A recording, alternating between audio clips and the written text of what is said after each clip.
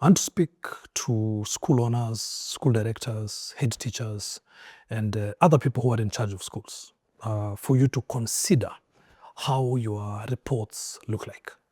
I have an example here of what I would call a typical end-of-term report that's used by many schools, which is the classic kind of report where you have the learning area and then you just indicate the performance level. Were they exceeding, were they meeting, approaching, or below? Or you have this other kind here where you enter the marks for every learning area and you put the corresponding rubric there, okay? And you can have it for midterm exams, end term, all the rest, averaged, etc.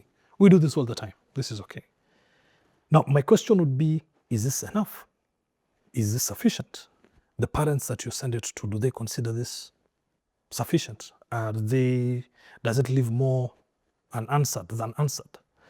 The reason I say this is I wanted to show you what we are able to do with our tool, the CBC App, and how we've really looked into this problem with the various schools, and we've tried to come up with a very good way of reporting. Okay, so let me show you an example of a report generated from the CBC App for you to see the difference. Okay, so this is a report. First of all, it's not one page of a report. It can be several pages. So this one here is just a sample I'm showing you. It's only 5 pages, can be longer. Okay. Now, the length of the report is not the issue here. Neither is the issue the picture of the report, and this is just a cover page, or the graphs and all those things. That's not really the issue. That's not what I'm trying to communicate here. I'm trying to communicate about the information that you're passing to the parents and to other people when they look at your reports.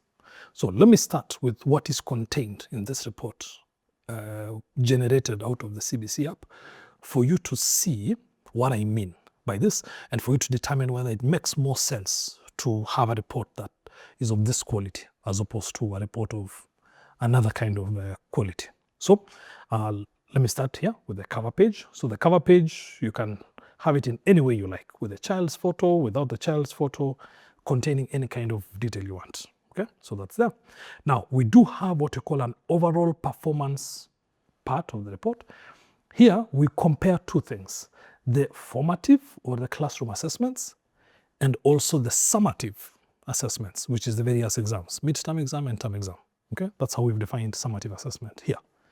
Now, we have the comparison between the two, the classroom assessments and the various exams. Now, I'll come back to this page last. Okay, so let me go to the next page. The next page is what I would call the classic report, what you normally see, which is the summative assessment page of the report.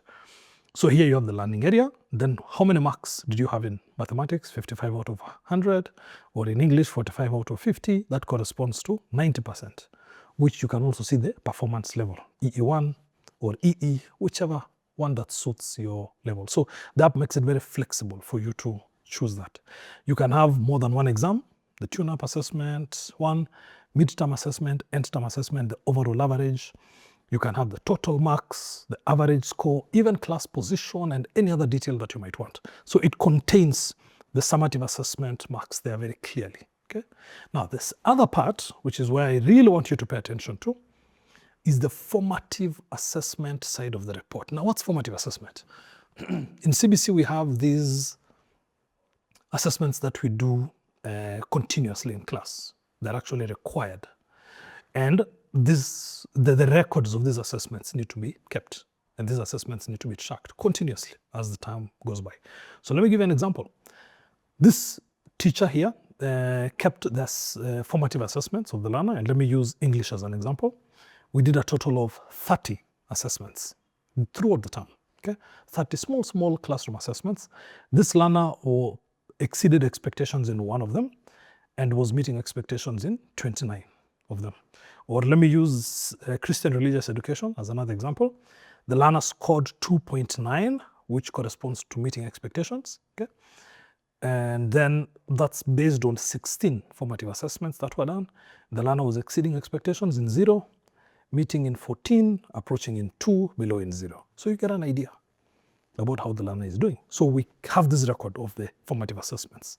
So we get, for every subject or for every learning area, we get the summative assessment score, because if I go back up here, I'll see the Christian religious education scores, and I'll see the English scores and all the other learning areas.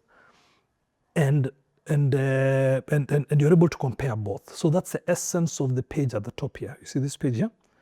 This overall performance page here compares formative assessment and summative assessment. So if I focus on English, for example, formatively, the learner was 3.0 or meeting expectations, but summatively, the learner was 3.5 or exceeding expectations. So the percentage marks they got corresponded with exceeding expectations. And you then have the combined score. If you do recall, 60% of a child's scores should be based on formative assessment, whereas 40% should be based on summative assessment. That's actually how reporting should be done within the CBC assessment framework. Okay? And if you look at Christian religious education, CRE, 2.9 for formative assessment, 3.6 or exceeding expectations for summative assessment. And you can get to see that. This graph therefore shows you the difference between formative and summative. And this tells us quite a lot. For example, we always expect formative assessment to be above summative assessment in terms of the score, because you did the formative assessment soon after you learned, whereas the summative, you did it way later. Now, if this blue line here of formative, you can see the blue line in the graph here, is below the red line, like is the case in CRE and SST. You can see it here.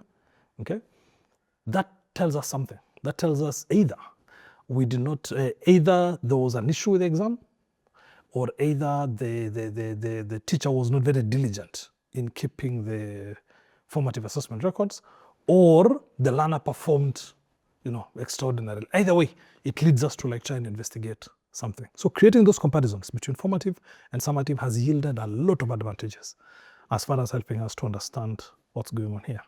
And then you now have other parts of the report. For example, if I come back to this other page here, you can see the class teacher remarks, you can have the head teacher remarks, you can have the remarks by any other person.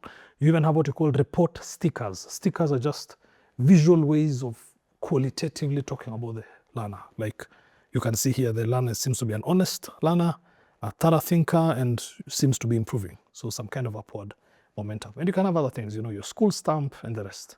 And finally, in this report here, you can have the detailed formative assessment, where we can really go to the details. Like if it was mathematics, what did we learn about? We learned about fractions, ability to carry out combined operations. What did the learner achieve there? The learner was exceeding expectations, and so on and so forth. You can have it for English, for Swahili, CRE, and all the rest. So what I've tried to point out here is not necessarily the complexity of this report, but I've tried to point out the information that is contained in this report, that it contains a far richer resource and a far richer quantity of information than the other kinds of reports where it's just very simple information that's there. Now, somebody might argue that parents don't need this kind of detail. Are you sure? The evidence from the thousands of parents we serve is the other way around. Parents are actually more than happy to have this kind of a detail. Of course, they do not want a confusing report, but if they are walked through how to interpret this kind of a report, then this becomes an unbelievably useful resource for them, because a parent is then able to participate in the day-to-day learning of their child, because they understand the details. They can see that this child is very good with classroom assessments, not very good with summative assessments, which is when they write by themselves. Or they can see that, okay, they seem to be doing very well in exams, even though they're not participating very well in class. You can get to learn so much out of this kind of a report. What we're able to do during academic clinics is far richer when you have this kind of a report, because we really can get into the details and we can get into the specifics of what each learner has done. And all this comes from the teachers and the school using an app such as the CBC app, where you can easily record formative assessments on a day-to-day basis. You can easily record the summative assessments whenever you do them. You can easily record attendance. You can plan your lesson plans, schemes of work, all those things. And the result of it is you have the data to enable you to produce reports such as this. Hand in hand with this report is analytics, very detailed analytics, which the school can then use to do further analysis. of their performances, of the subjects, of the teachers, and to get really into the details of how they are delivering. So that exactly is how we deliver that promise of quality education, because we are able to get into the details of each and everything that contributes towards the education of our children. So I just thought to talk about how reports look like and how you could consider shifting to the CBC app so that your school can also have this kind of quality report. The CBC app simplifies work for teachers and school administrators. Better teachers, better schools, brighter futures.